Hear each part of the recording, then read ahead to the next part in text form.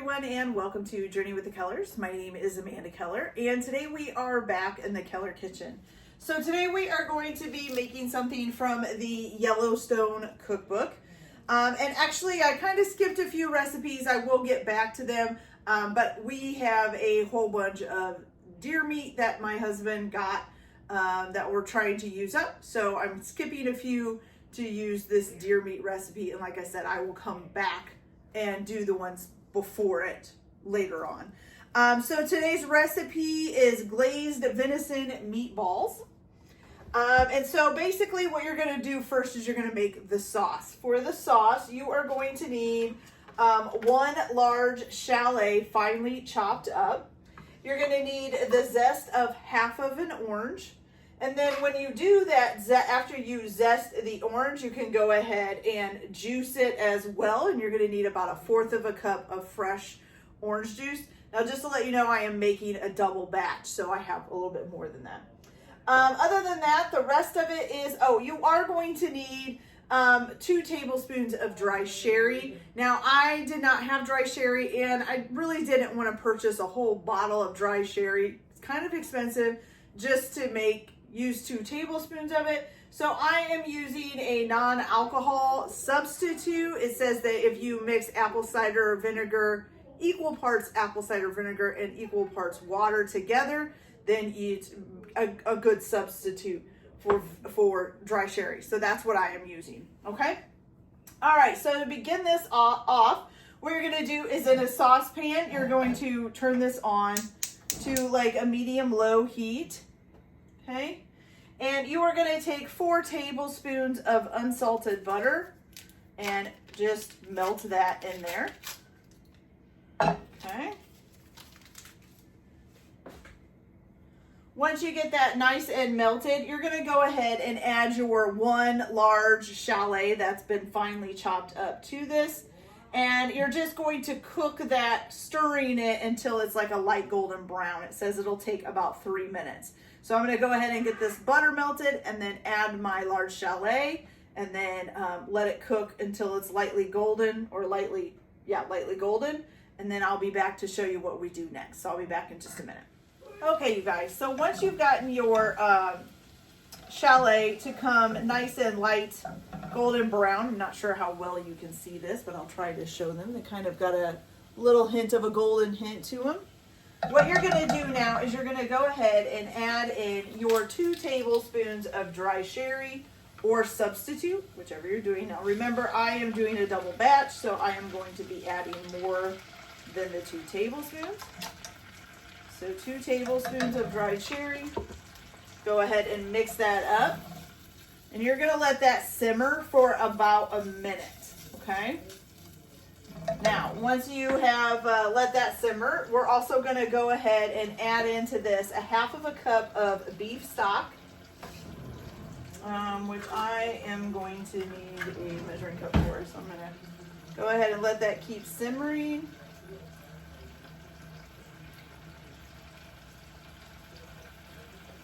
Okay. Oops, spilled some of that. That's not good. All right, let's go ahead and give this a good stir again. All right, so once that's simmered for about a minute, you're going to put in your 1/2 cup of beef stock. It does say preferable homemade. Obviously, mine is not homemade, but that's okay. Okay, so 1/2 cup of beef stock. Then you're going to put in your 1 orange zest. Okay. That in there. So this is it's 1/2 of an orange, right? Yes. So this is the grated zest of 1/2 of an orange. For me, since I'm doing a double batch, it's a full orange. Then you're also going to put in your orange juice, which is 1/4 of a cup of, 1/4 of a cup of fresh orange juice. So we're going to put that in there. Now it says to raise the heat to a medium high. And you're going to bring this to a boil. Then reduce the heat to about a medium and simmer it until it reduces slightly. It says it should take about 3 minutes. So I'm gonna go ahead and bring this up to a boil and then let it reduce slightly. I'll let it boil for about 3 minutes or so, and then I'll come back and show you what we're going to add in next. Now, also, if you want to kind of start preparing to make your meatballs, you are going to need a half of a small onion finely chopped up, and also 2 pieces of thick sliced bacon. Excuse my son there screaming there. So you're going to need 2 slices of thick cut bacon, minced. So you're going to cut that up really tiny. The only other thing that you will maybe want to do ahead of time is you're going to need 1 large egg beaten, and then 1 cup of fresh white breadcrumbs. So honestly, I am just using breadcrumbs that I bought at the store because I want to use them up. So if you want to use fresh ones, that's fine. I'm cheating a little bit, I know. Okay, and then of course you're gonna need 1 pound of ground venison or deer meat, whatever you want to call it, okay? So I'm gonna go ahead and bring this up to a boil. I'm gonna start chopping up my onions and stuff for my meatballs. Oh, that's gonna fall over. And then I will be back to show you guys what we add to the sauce next, okay? So be right back. Okay, you guys, so once your stuff has boiled for a little bit and it's kind of reduced down just a little bit, what you're gonna do now is you are going to go ahead and stir in some preserves. So it's either a half a cup of cranberry or cherry preserves or red currant jelly. I am using red currant jelly because I had some, so I figured I'd use them up. Okay, stir that in.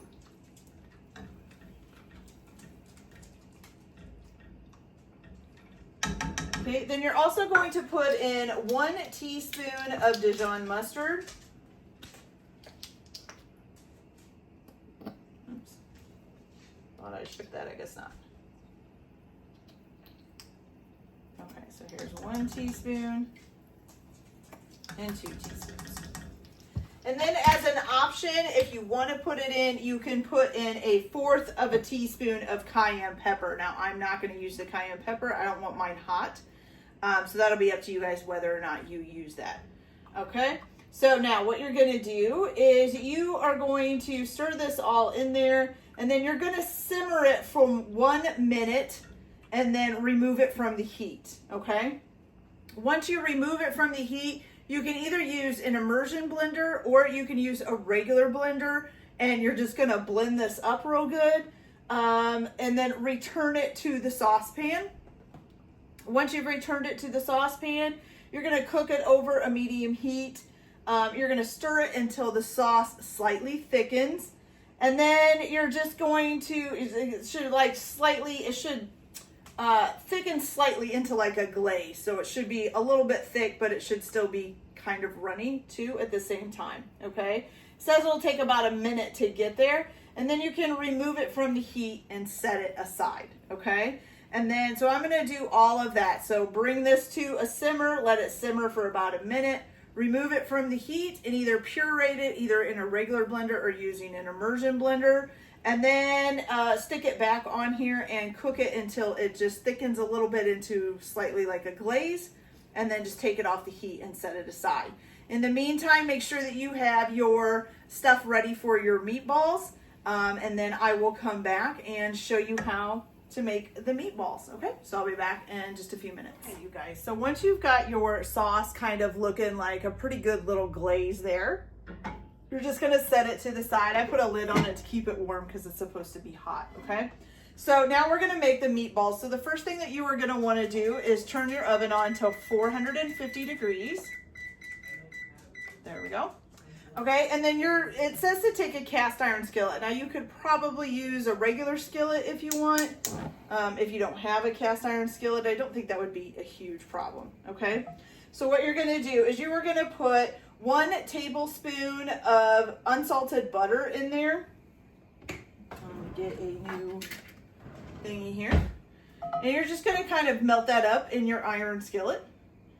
And then you are going to add to this your 1 or a half of a yellow onion that you have finely chopped up. Okay. And you're just going to cook the yellow onion until, let's see, gotta find it here. Until it's tender. So it says it'll take about 5 minutes. Okay. So I'm gonna go ahead and get that done. Once you get them cooked and they're tender, you're just going to let them cool for a little bit. And then you can go ahead and put them in a bowl that you're going to make the meatballs in, okay? So transfer them to a large bowl. Just let them cool for just a minute or so to kind of cool down so you don't break your bowl or anything. So I'll be back as soon as I get these cooked up, and then I'll put them in a bowl, and then I'll come back and show you guys how we're going to make the meatballs, okay? So I'll be back in just a minute. Okay, you guys. So I have the onions here ready to go. But first what you're going to do is you're going to take a baking sheet and put a piece of parchment paper on it. And then you're going to pour a little bit of oil onto it. Doesn't give a specific kind or anything, so probably whatever oil you want to use. And then you're just going to spread that out, brush it across the parchment paper, okay? And spread that out so it's nice and ready for the meatballs. There we go. Okay, now, once you've got that done, you can kind of set that to the side until you need it. And you're going to grab your bowl with your onions in it. You're also going to grab your venison, which, is kind of icky. Okay, give me just a minute. I'm going to get this out of the bags and get it in the bowl because it's kind of gross. It's going to drip everywhere. So I'm going to get that done, and then I'll be right back to show you guys how to make it. So I got my venison in there. So 1 pound of ground venison in here. You're also going to put in your 2 slices of thick cut bacon that you've minced up in here. So we're going to go ahead and add that in. Okay, there's that. Okay, then you're going to add to this 1 large egg beaten. We got that right there. Then 1 cup of, it's supposed to be fresh white breadcrumbs. I am just using ones that I bought from the store because I had extras here and, you know, trying to use it up. Okay, and remember I'm making a double batch, so I am using 2 cups instead of the 1 cup, okay? So there we go. All right, then you're supposed to put in 2 tablespoons of chopped fresh parsley. Unfortunately, this store was out of fresh parsley, so I am just going to do dried parsley, okay? And then if you want, you can use some of the parsley for garnish. If you're using fresh parsley, you can keep a couple whole leaves out to use as a garnish once this is all cooked up, okay? Then you're going to need 1 teaspoon of salt. It's supposed to be kosher salt, just a sea salt, that's okay. And then 1/2 teaspoon of black pepper, okay? And then if you would like, you can also put in some cayenne pepper into the meatballs as well. Let's see, how much does it say how much to use? Just a pinch of cayenne pepper if you want it. It is optional. And again, I'm not going to put it in there because we don't really like, most of us don't like hot stuff. Some do, but most of us don't. All right, so now the best way to mix this is supposed to be with your hands. So you're just going to mix this all together. Get it all mixed up, get it looking good. Should be fairly combined once you get it done.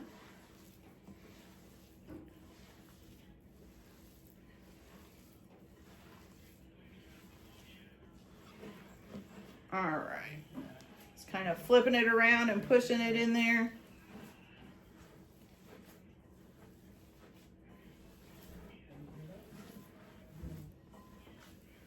I'm going to make sure that you basically don't really want to see the breadcrumbs anymore. It should be pretty mixed together. Okay. All right. So now this is looking pretty good here. Might have a few breadcrumbs still showing, but that's okay. All right. So then you got this nice mixture. Now what you're going to do is you're going to take about 2 tablespoons of meatball or of meat, and you're going to roll it in your hands to make a nice little ball. Should be about golf ball size. You don't want it to get too packed together. You kind of want it to be just basically just holding the meatball together. You don't want to squish it together, okay? So when you're rolling it, just roll it lightly, okay? And then you're gonna place those on your baking sheet, okay? And then what you're gonna do, you said out of one batch, you should get about 16 meatballs, okay? Once you get all of your meatballs rolled out, you can go ahead and drizzle them with a little bit more oil. And then you're gonna bake them at 450 degrees for about 15 minutes, but you do need to like turn them once about halfway through. So you need to flip them over about halfway through the 15 minutes, okay? Then what you're gonna do once you get them out is you are going to transfer the meatballs back into, well, not back into because they weren't in there, but you're gonna put them into the cast iron skillet that you used to cook the onions in. And then you're just gonna pour the glaze over them and then heat it up on a medium heat. Make sure that you kind of toss the meatballs around in there, make sure they all get covered in the glaze. And then you're just gonna heat them until they're nice and warm. It'll probably only take about 2 minutes, and then you can serve them at once, okay? So I'm gonna go ahead and finish getting these rolled up. I'm gonna bake them for about 15 minutes at 450 degrees, flipping them once while they're in the oven. Then I'm gonna take them out, put them in my cast iron skillet, pour the glaze over top, and then heat them up till they're nice and warm, stirring up the meatballs to make sure that they get nice and covered in the glaze, okay? All right, you guys, so I will be back once I get all of that done. So I'll be back in just a few minutes. Okay, you guys, so of course my pan wasn't quite big enough to fit all the meatballs back in here, but that's okay. I've been trying to move them around and make sure that they all get into the sauce. So I'll give you guys a closer look here of what they look like. So here they are. They look pretty good, I must say. But I will tell you that I do make stuff out of venison because my husband and stuff really likes it. I have not found a recipe yet that I do not taste the gaminess of the venison, so I don't usually like it. But I keep trying because you never know. Maybe I'll find something that I do like it. So I'm gonna go ahead and I'm just gonna take off a little piece of one of these and try it. And let's see how it tastes. As you can tell, it looks pretty good on the inside, nice and done. I don't see any pinky or bloodiness, so that's good. I can probably shut this fire off now.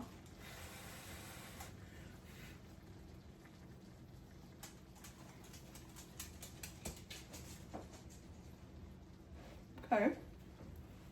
I do taste the orangeness, so that's pretty cool. I'm not sure that I'm getting,